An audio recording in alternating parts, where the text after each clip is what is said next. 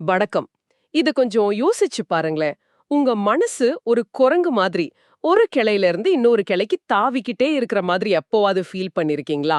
ஹம் நாளைக்கு நடக்க போற ஒரு விஷயத்த பத்தின கவலை, நேத்து நடந்த ஒரு சின்ன சண்டைய பத்தி ஓயாத எரிச்சல், திடீர்னு ஐஸ்கிரீம் சாப்பிடணும்னு ஒரு ஆசை, அடுத்து என்ன ஆகும்னு ஒரு பதட்டம். இந்த எண்ண ஓட்டம் நிக்கவே நிக்காது. ஆமா, இது எல்லாருக்கும் நடக்கிறது தான். ஜென் தத்துவத்துல இதத்தான் மங்கி மைண்ட், அதாவது குரங்கு மனம்னு சொல்றாங்க. கேள்வி என்னன்னா, இந்த தாவிக்கிட்டே இருக்கிற மனசை எப்படி அமைதிப்படுத்துறது?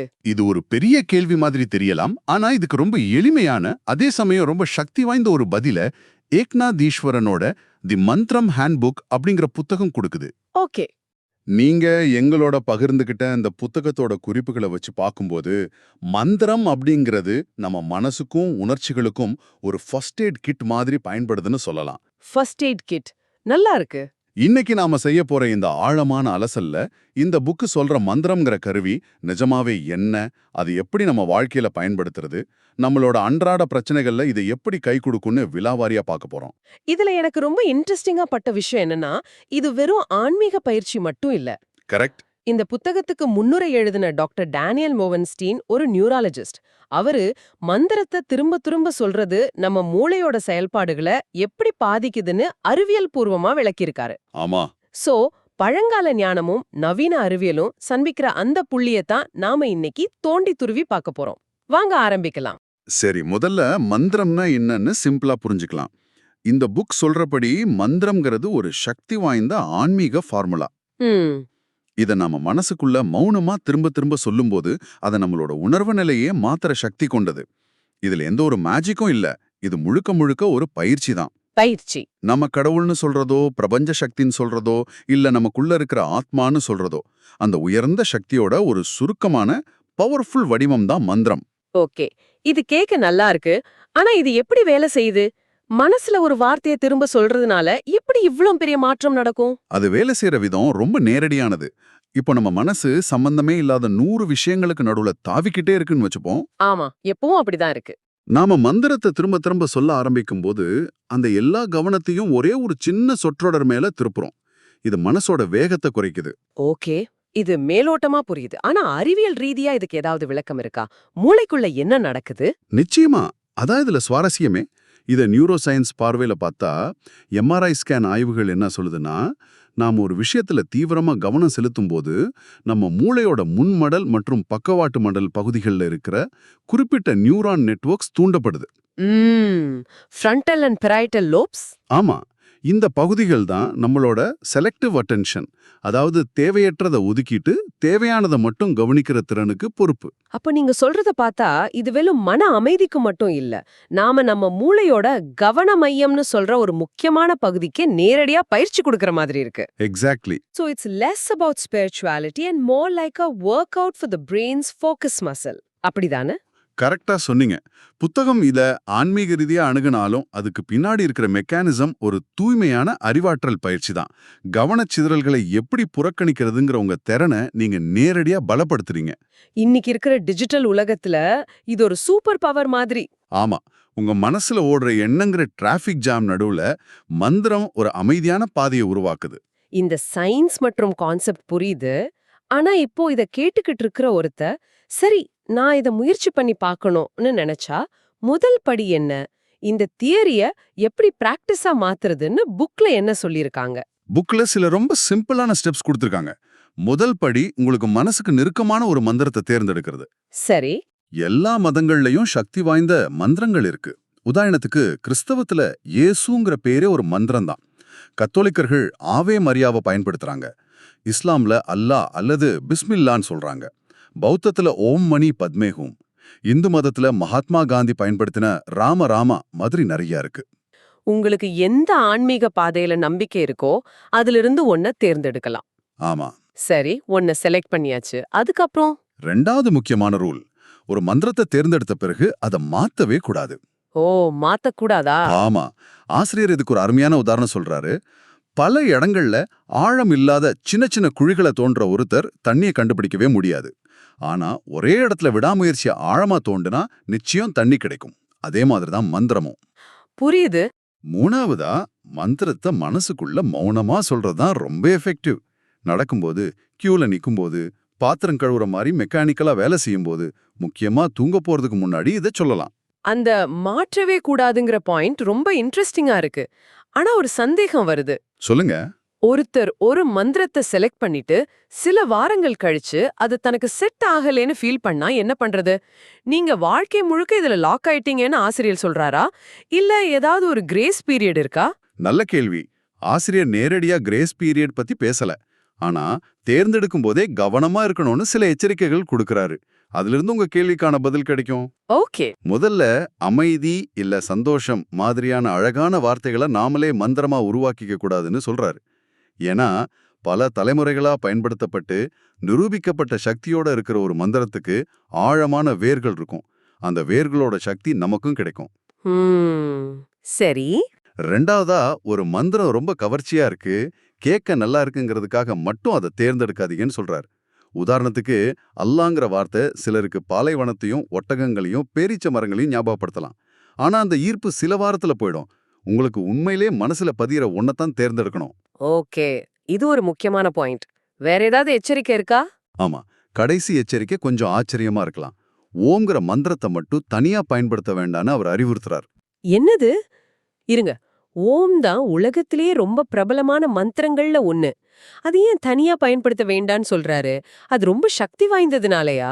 இல்ல ஒரு தொடக்க நிலையாளருக்கு அது ரொம்ப தத்துவார்த்தமானதா இருக்குமா? ரெண்டாவது நீங்க சொன்னதுதான் காரணம். நம்மள பலருக்கும் ஒரு குறிப்பிட்ட உருவத்தோட இருக்கிற இறைவன் மேல பக்தி செலுத்துறது மனசுக்கு எளிதா இருக்கும். அன்பை ஈர்க்கும். சரி. ஓம்ங்கிறது ரொம்ப ஆழமான, உருவமற்ற ஒரு தத்துவம். அதனால ஒரு பர்சனல் டச் இருக்காது. அதனால ஓம் நம சிவாயா இல்ல ஓம் நமோ நாராயணாயா மாதிரி ஒரு தனிப்பட்ட கடவுளோட தொடர்புடைய ஓம்ல தொடங்குற மந்திரங்களை தேர்ந்தெடுக்கிறது நல்லதுன்னு சொல்றாரு. இந்த கோட்பாடுகள் எல்லாம் கேட்க நல்லா இருக்கு. ஆனா இது நிஜமாவே ஒரு நெருக்கடியான சமயத்துல வேலை செய்யுமா? இதுக்கான ஆதாரம் ஏதாவது புக்ல இருக்கா? நிச்சயமா. ஆசிரியர் ஏக்நாதீஸ்வரன் அவரோட சொந்த வாழ்க்கையில நடந்த ஒரு சக்தி வாய்ந்த கதையே இதுக்கு ஆதாரமா சொல்றாரு. ஓ, சொல்லுங்க. பேர் அனுபவிச்ச ஒரு உணர்வு தான் இது. ஆமா. அந்த நேரத்துல அவர் அவரோட ஆன்மீக குருவான பாட்டி கிட்ட போய் உதவி கேட்டிருக்காரு. அவங்க ரொம்ப சிம்பிளா, நீ கவலைய பத்தி யோசிக்காத, மனசுக்குள்ள ராம ராம ராமான்னு சொல்லிக்கிட்டே இரு அப்படின்னு ஒரு ஆலோசனை சொல்லியிருக்காங்க. அவ்வளவுதானா? ஆமா. ஆரம்பத்துல ஆசிரியருக்கு இதுல சந்தேகம் இருந்திருக்கு. என்னடா இது, இவ்ளோ பெரிய பிரச்சனைக்கு இவ்ளோ சிம்பிளான தீர்வான்ல நினைச்சாலும் பாட்டி மேல இருந்த அன்புனால அதை முயற்சி பண்ணிருக்காரு. அப்புறம் என்னாச்சு? அடுத்த முறை மேடையில பேச காத்துக்கிட்டு இருக்கும்போது அந்த பயம் வர ஆரம்பிச்சதும் மனசுக்குள்ள மந்திரத்தை சொல்ல ஆரம்பிச்சிருக்காரு. அது கொஞ்சம் வேலை செய்யற மாதிரி அவருக்கு தோணியிருக்கு. ஓகே. போக போக இது வேலை செய்யுதுன்னு நினைக்கிறேங்கிற நிலைமை மாறி, இது நிச்சயம் வேலை செய்யுதுன்னு எனக்கு தெரியுங்கிற நம்பிக்கை வந்திருக்கு. வாவ். அந்த ஒரு எளிய மந்திரத்தோட உதவியால அவரோட காலேஜ் டிபேட் பயணத்துல ஜெயிச்சது மட்டும் இல்லாம, பின்னால ஒரு காலேஜ் ப்ரொஃபஸராகவும் ஒரு தியான ஆசிரியராகவும், அதாவது பொது மேடையில பேசுற 2 தொழில்கள்ல சிறந்து விளங்கியிருக்காரு. அந்த மேடை பயம் அவரை மறுபடியும் முடக்கடே இல்ல. வாவ். இது வெறும் மேடை பயம் மாதிரி பெரிய சவால்களுக்கு மட்டும்தானா? இல்ல நம்மளோட அன்றாட சின்ன சின்ன எரிச்சல்களுக்கு உதவுமா? நிச்சயமா உதவும். ஆசிரியர் மனச ஒரு யானையோட துதிக்கைக்கு ஒப்பிடுறாரு. யானையோட துதிக்கையா? ஆமா, அதுக்கு சும்மாவே இருக்க தெரியாது. எதையாவது ஒன்று தொட்டுக்கிட்டே இருக்கும், எதையாவது எடுத்துக்கிட்டே இருக்கும். தெருவுல போற ஒரு யானை கடையில இருக்கிற வாழைப்பழத்தையோ தேங்காயத்தையோ துதிக்கையால எடுக்காம கண்ட்ரோல் பண்றது பாகனுக்கு ரொம்ப கஷ்டம். ஆமா, பாத்திருக்கோம். ஆனா ஒரு புத்திசாலி பாகன் என்ன பண்ணுவான்னா, அந்த யானையோட துதிக்கையில ஒரு சின்ன மூங்கில் குச்சியை கொடுத்துடுவான். யானையும் அந்த குச்சியை கெட்டியா புடிச்சுக்கிட்டு ரொம்ப பெருமையா நடந்து போகும். வேற எதையும் அது சீண்டாது. அதே மாதிரிதான் அலைப்பாயிர நம்ம மனசுக்கு மந்திரங்கிற அந்த மூங்கில் குச்சியை கொடுக்கும்போது, அது தேவையில்லாத விஷயங்களை பத்தி யோசிக்கிறத விட்டுட்டு ஒரே ஒரு விஷயத்துல நிலைச்சு நிற்கும். அடடா, என்ன ஒரு அருமையான உருவகம்! ஒரு அமைதியற்ற மனசுங்கிறது நாம சரி செய்ய வேண்டிய ஒரு குறைபாடு இல்ல. அதுக்கு ஒரு சின்ன ஆக்கப்பூர்வமான வேலையை கொடுத்தா போதுங்கிற யோசனையே ரொம்ப நல்லா இருக்கு. எனக்கு இது ரொம்ப பிடிச்சிருக்கு. ஆமா, இது கோபம், பேராசை மாதிரி இன்னும் சக்தி வாய்ந்த உணர்ச்சிகளை கையாளவும் உதவுது. புக்ல சொல்ற மாதிரி கோபம்ங்கிறது நமக்கு எதிரா வேலை செய்யற ஒரு பெரிய சக்தி. மந்திரம் அந்த சக்தியை கட்டுப்படுத்தி அதை நமக்கு சாதகமா மாத்துது. ஒரு நிமிஷம். அந்த உருமாத்துறதுங்கிற வார்த்தை கொஞ்சம் தத்துவார்த்தமா இருக்கு. கோபத்தை அடக்க கூடாதுன்னு சொல்றது புரியுது. ஆனா ஒரு வார்த்தைய மனசுல சொல்றதுனால ஒரு உணர்ச்சியோட ஆற்றல எப்படி உருமாற்ற முடியும்? அது எப்படி வேலை செய்யுது? இது ஒரு நல்ல கேள்வி. ஆசிரியர் சொல்றது என்னன்னா, கோபங்கிறது தானா வளர்றதில்ல. அதுக்கு நாம நம்ம கோபமான எண்ணங்கள தீனியா போட்டு வளர்க்கிறோம். அவன் எப்படி எப்படி சொல்லலாம், எனக்கு ஏன் இப்படி நடந்துச்சுன்னு திரும்ப திரும்ப யோசிக்கிறது தான் கோபத்துக்கு பெட்ரோல் ஊத்துற மாதிரி. சரி.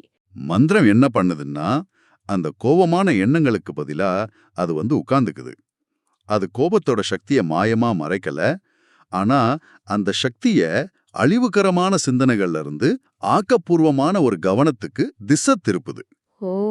அப்போ அந்த எனர்ஜி அப்படியே தான் இருக்கு. ஆமா, அந்த எனர்ஜி அப்படியே தான் இருக்கு. ஆனா இப்போ அது நியூட்ரலா இருக்கு. அத வச்சு நீங்க என்ன பண்ணணும்னு நீங்க முடிவு பண்ணலாம். கோபத்தோட ஆற்றல இரக்கத்தோட ஆற்றலா மாத்துற சக்தி மந்திரத்துக்கு இருக்குன்னு சொல்றது இதனால தான். ஓகே, இப்போ தெளிவா புரியுது. இது வெறும் கோபத்துக்கு மட்டும் தானா? இல்ல, வெறுப்பு, விருப்பு, அதாவது நம்மளோட லைக்ஸ் அண்ட் டிஸ்லைக்ஸ்ல இருந்து வெளியே வர்றதுக்கும் இது உதவுது. நம்மள பல பேர் எனக்கு இது பிடிக்கும், அதனால இதை செய்வேன். எனக்கு அது பிடிக்காது, அதனால அதை செய்ய மாட்டேன்னு நம்மளோட விருப்பு வெறுப்புகளுக்கு அடிமையா வாழ்றோம். ஆமா, அது உண்மைதான். இதை நாம சுதந்திரமா இல்லைங்கிறதுக்கான ஒரு ஒப்புதல் வாக்குமூலம்னு ஆசிரியர் சொல்றாரு. கங்கை நதியில வெள்ளம் வரும்போது வளைஞ்சு கொடுக்காத பெரிய பைன் மரங்கள் எல்லாம் வேரோட சாஞ்சிடும். ஆனா வளைஞ்சு கொடுக்கிற நாணலும் புல்லும் தப்பிச்சிடும். ம். அது மாதிரி வாழ்க்கையில வளைஞ்சு கொடுக்கிற தன்மையை வளர்த்துக்க இந்த விருப்பு வெறுப்புகளை தாண்டி போறது அவசியம். மந்திரம் அதுக்கு உதவுது. அப்போ இந்த மந்திர பயிற்சியோட கடைசி இலக்கு என்ன? நாம எங்க போய் சேருவோம்? பல வருஷ பயிற்சிக்கு அப்புறம் மந்திரம் உங்க நனவோட ஒரு பகுதியாவே மாறிடும். நீங்க முயற்சி பண்ணி அதை சொல்ல தேவையில்லை. அதுவே உங்க ஆழ் மனசுல ஒரு பின்னணி இசை மாதிரி ஓடிக்கிட்டே இருக்கும். பின்னணி இசை மாதிரி. ஆமா, இதத்தான் மந்திரத்துல நிலைபெறுதல் அப்படின்னு புக்ல சொல்றாங்க. கேட்கவே ஒரு தியான நிலை மாதிரி இருக்கு. அப்படி ஒரு நிலையில என்ன நடக்கும்? அந்த நிலையில ஒரு அற்புதமான பாதுகாப்பு உணர்வு உங்களுக்குள்ள உருவாகும். பயமோ கோபமோ ஏதாவது ஒரு நெகட்டிவ் உணர்ச்சி எழ ஆரம்பிக்கும் போதே ஆழ் மனசுல ஓடுற மந்திரம் அது ஒரு பாசிட்டிவ் சக்தியா மாத்திடும். ஓ! ஆசிரியர் இதை ஒரு தெர்மோஸ்டாட் வச்ச டிரான்ஸ்ஃபார்மருக்கு ஒப்பிடுறாரு. அதாவது உணர்ச்சிகள் உங்க மனசோட மேற்பரப்புக்கு வர்றதுக்கு முன்னாடியே ஆழத்திலேயே அது உருமாற்றப்படுது. வாவ்! இந்த நிலையை அடையும் போது நான்கிற அகங்காரம் கரைஞ்சு நடக்கிறது எல்லாமே ஒரு உயர்ந்த சக்தியோட செயல்ங்கிற பார்வை வரும். அந்த நிலையில ஒருத்தரோட உலக பார்வை எப்படி இருக்கும்? ஆசிரியர் அவரோட அனுபவத்தை சொல்றாரு. அந்த நிலையில கடலோட அலையோசை கூட ராம ராமன்னு கேட்குமா, பறவைகளோட சத்தம் கூட மந்திரமா ஒலிக்குமா, வாழ்க்கையோட ஒவ்வொரு கணமும் ஒரு பேரானந்தமா மாறும்னு சொல்றாரு. சுருக்கமா சொல்லணும்னா, ஏக்நாத் ஈஸ்வரனோட இந்த புத்தகம் மந்திரத்தை ஒரு ரொம்ப எளிமையான ஆனா நம்ப முடியாத அளவுக்கு சக்தி வாய்ந்த ஒரு கருவியா நமக்கு அறிமுகப்படுத்துது. ஆமா, இத நீங்க இன்னைக்கே இப்போ இருந்தே கூட பயன்படுத்த ஆரம்பிக்கலாம். உங்க மனச கட்டுப்படுத்த, உணர்ச்சிகளை ஆக்கப்பூர்வமா மாத்திக்க, அன்றாட வாழ்க்கையில இன்னும் அதிக அமைதியும் கவனத்தையும் கொண்டு வர இது ஒரு பிராக்டிக்கலான வழின்னு சொல்லலாம். ஆமா. இந்த அலசல் உங்களுக்கு ஒரு புதிய கண்ணோட்டத்தை கொடுத்திருக்கணும் நம்புறோம். ஆனா ஒரு விஷயத்தை நாம ஞாபகம் வச்சுக்கணும். புத்தகம் சொல்றபடி மந்திரம்ங்கிறது 8 அம்சங்கள் கொண்ட ஒரு பெரிய ஆன்மீக பாதையோட ஒரு பகுதி தான். சரி. இது உங்களுக்குள்ள ஒரு சிந்தனையை தூண்டணும். சில வார்த்தைகளை திரும்ப திரும்ப சொல்ற மாதிரி ஒரு சிம்பிளான பயிற்சி நம்ம மனசுல இவ்வளோ ஆழமான மாற்றங்களை ஏற்படுத்த முடியுதுன்னா, நம்ம வாழ்க்கையோட மத்த அம்சங்களான நம்ம கவனம், நம்ம பழக்க வழக்கங்கள், நம்ம புலன்கள், இது எல்லாத்தையும் இதே மாதிரி ஒரு ஒழுக்கத்தோட நம்ம பயிற்றுவிச்சா இன்னும் என்னென்ன எக்ஸ்ட்ராடினரியா விஷயங்கள் எல்லாம் சாத்தியமாகும். அதை யோசிச்சு பாருங்க.